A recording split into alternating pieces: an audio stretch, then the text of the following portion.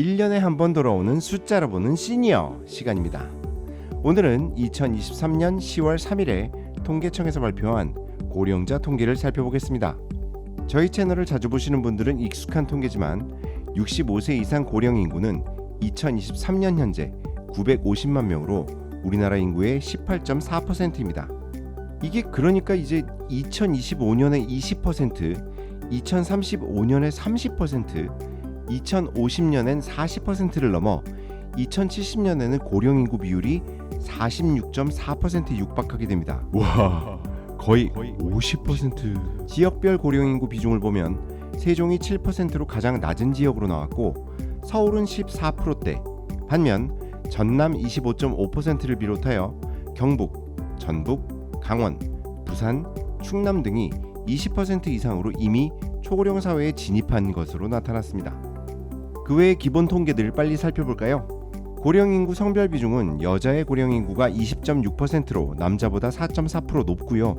65세의 기대 여명은 21.6년, 즉 기대 수명이 86.6세라는 뜻이 되겠죠. 좀 더 올라가서 75세 기대 여명은 13.4년으로 OECD 평균과 비교해서 남자 기대 여명은 1.5년, 여성 기대 여명은 2.5년이 더 높은 수준입니다. 참고로 대한민국 65세 이상에서 사망 원인을 보면 10만 명당 783.9명으로 나타난 암이 사망 원인 1위고 그 다음은 심장질환, 코로나, 폐렴, 뇌혈관 질환 순으로 나왔습니다. 2023년 65세 이상 고령자 가구는 549만여 가구로 전체 가구의 25.1%를 차지하고 있습니다. 그 549만여 가구 중 65세 이상 1인 가구가 36.3%, 부부 35.3%인데요. 전체 가구에서 65세 이상 고령자 가구가 차지하는 비율이 2050년이 되면 전체 가구의 절반이 되는 49.8%가 될 것으로 전망하고 있습니다. 우리나라 시니어분들의 전체적인 삶의 만족도는 34.3%로 전년 대비 9.3% 증가했습니다. 2017년 동일 통계에서는 만족이 19.3, 불만족이 28.7이었던 걸 보면 대한민국 사회는 살기 좋아진 걸까요? 삶에 대한 만족도는 전체 연령 대비 고령자 만족도가 매년 10% 정도 낮게 나오는 경향이 있는데 올해도 비슷하고요. 통계를 자세히 보면 65세 이상 인구 중에서도 연령대가 높을수록 삶에 대한 만족도는 낮아지는 경향이 있네요. 경제 관련 통계를 눈여겨볼 필요가 있는데요. 올해 통계청 발표부터는 일하는 고령자의 생활과 의식 통계 분석이 추가된 부분이 눈에 띕니다. 65세 이상 취업자는 326만 명, 고용률이 36.2%로 지난 10년간 6% 정도 증가했고요. 65세 이상 평균 고용률 15%를 넘는 국가는 전 세계에서 11개 나라 정도인데 대한민국이 OECD 회원국 중 고령 취업률 세계 1위를 차지했습니다. 아유, 어쩐지 이게 통계청 자료 맨 앞에 이렇게 콱 강조되어 있더라고요. 우리 어르신들의 경제 사정도 좀 살펴봐야죠. 고령자 가구 평균 순자산은 4억 5,364만 원, 전년 대비 4,316만 원 정도 증가했고요. 공적연금 수급률은 매년 증가해서 57.6% 정도로 2020년 대비 5% 정도 증가했습니다. 2023년 5월에 발표된 고령층 부가조사에서 나온 내용인데 월 평균 연금 수령액은 75만 원 정도고요.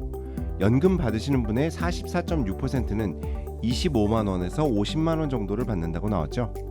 생활비 수급에 대한 통계에서는 전체의 65% 정도가 본인 혹은 배우자 부담이라고 답했고요. 가족 지원과 정부 지원으로 생활비를 부담하고 있는 비율이 각각 17%씩 되는 것으로 나타났습니다. 주관적 소득 수준 지표에서는 7.9% 정도가 경제적으로 나는 여유 있다라고 느끼고 있고요. 그에 비해 경제적으로 부족하다는 답변이 61.1%로 나타났습니다.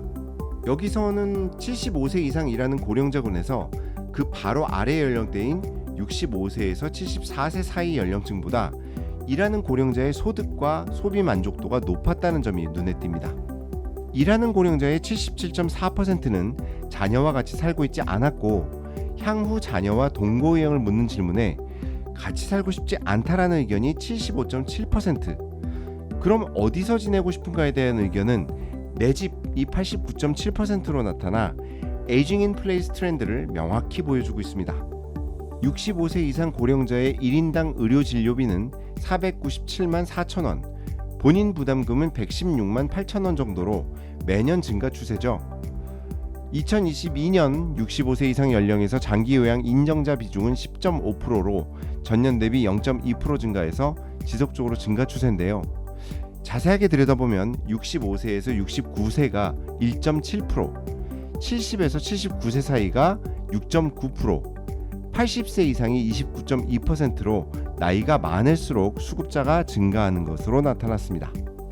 고령 인구 1000만 명 시대를 바로 앞둔 시점에 10% 정도인 100만 명 정도만 노인 장기 요양보험 혜택을 보고 있다는 얘긴데 80세 이상 비중이 높은 걸로 보아 아직 잘 모르는 분들이 많다는 얘기가 되겠죠? 오늘은 2023년 10월에 발표된 통계청 고령자 통계를 살펴봤습니다. 숫자가 보여주는 현실은 무겁게만 다가옵니다. 하지만 빨리 우리 사회가 시니어 문제에 더욱 관심을 가지고 파고들고 함께 고민하며 대안을 찾으면 새로운 방법들이 분명 찾아질 거라 믿습니다. 그럼 저는 다음 시간에 또 새로운 시니어 정보로 찾아올게요. 오늘도 함께 해주셔서 너무 감사합니다.